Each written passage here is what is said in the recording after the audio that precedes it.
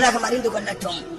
ஒரு தாய் கற்றுக் கொடுக்கலாம் சிறுநீர் கழிப்பதற்கு, ஒரு தாய் கற்றுக் கொடுக்கலாம் சாப்பிடுவதற்கு, ஒரு தந்தை கற்றுக் கொடுக்கலாம் நடை பழகுவதற்கு, ஒரு நண்பன் கற்றுக் கொடுக்கலாம் சமூகத்தினுடைய நல்ல செய்திகளை கற்றுக் கொடுப்பதற்கு.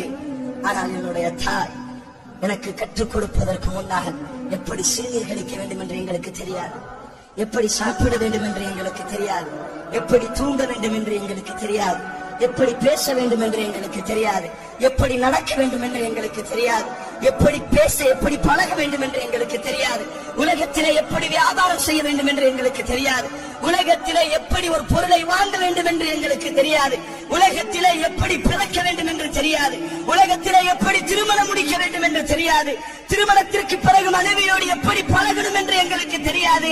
இவை அனைத்தையும் கற்றுக் கொடுத்தவர் ஹபீப் ரசூலுல்லாஹி ஸல்லல்லாஹு அலைஹி வஸல்லம்.